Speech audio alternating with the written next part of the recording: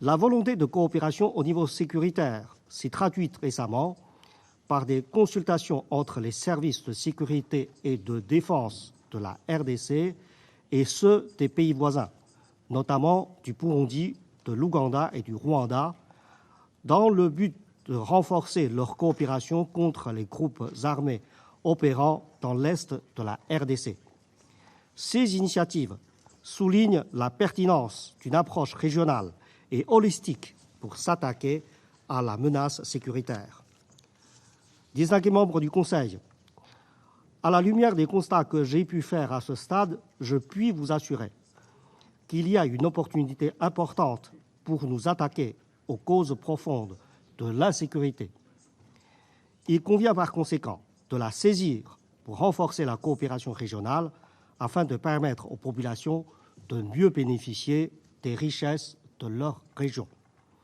À cet égard, il faut renforcer les programmes de développement et améliorer l'intégration régionale.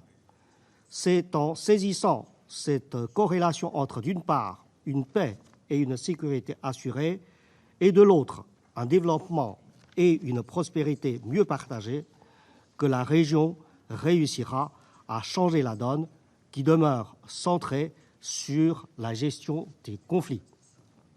Certes, nombre de défis persistent.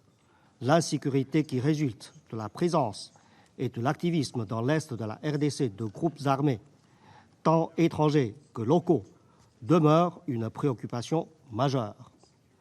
En outre, l'exploitation et le commerce illicite des ressources naturelles alimentent une économie illégale qui entretient ces groupes armés. Les déplacements forcés de populations dus à l'insécurité sont encore fréquents. Par ailleurs, des efforts accrus sont nécessaires en vue de la protection et de la promotion des droits de l'homme afin d'assurer plus de justice, plus d'équité et plus de respect pour la dignité de la personne humaine. En matière de coopération sécuritaire pour la neutralisation des forces négatives, les garants de l'accord-cadre, conjointement avec le mécanisme national de suivi en RDC, facilitent des consultations entre les chefs des services de renseignement de la RDC, du Burundi, de l'Ouganda, du Rwanda et de la Tanzanie. Cette initiative donne suite aux orientations du dernier sommet du mécanisme régional de suivi de l'accord-cadre afin de renforcer le climat de confiance et de promouvoir une approche commune dans la lutte contre les groupes armés étrangers opérant dans l'Est de la RDC. Dans ce cadre, mon bureau a entrepris des consultations avec les pays concernés au sujet de mesures non militaires susceptibles de servir de complément aux opérations militaires. En effet, même si l'option militaire demeure cruciale, des programmes complémentaires doivent être mis en place avec l'appui de la communauté internationale pour faciliter le désarmement volontaire, le rapatriement et la réintégration de ces groupes dans leur pays d'origine, ainsi que la réhabilitation des communautés affectées.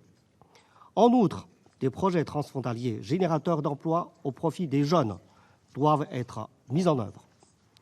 La coopération et l'intégration régionale sont en cours de revitalisation. La RDC, le Burundi, l'Ouganda et le Rwanda ont manifesté leur intérêt à amorcer une conversation politique sur la question des ressources naturelles en vue d'en faire le levier d'une prospérité partagée. Mon bureau appuie aussi les préparatifs pour la deuxième édition de la conférence sur l'investissement et le commerce dans la région des Grands Lacs, qui se tiendra en mars prochain à Kigali. Le président rwandais Paul Kagame m'a assuré de son ferme engagement à la tenue de cette conférence.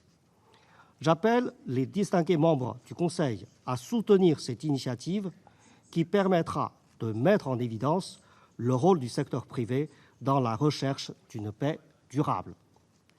La coopération judiciaire et la lutte contre l'impunité ont été renforcées grâce à l'adoption en mai dernier par les ministres de la Justice de la région de la déclaration de Nairobi sur la justice et la bonne gouvernance. Des actions de suivi ont été entreprises pour en assurer la mise en œuvre, y compris à travers le renforcement de la coopération judiciaire entre les pays signataires.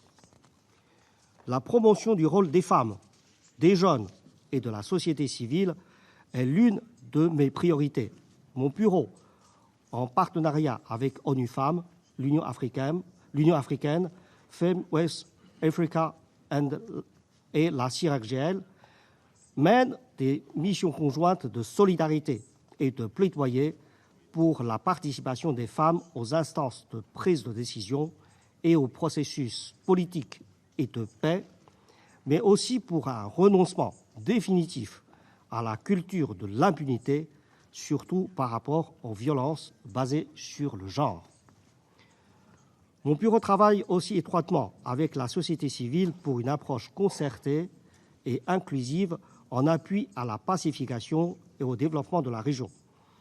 À cet effet, des consultations entre les garants de l'accord-cadre et la société civile ont eu lieu en septembre dernier à Nairobi et ont abouti à des recommandations visant à promouvoir une meilleure implication de la société civile dans les processus politiques et dans l'atteinte de la parité des genres.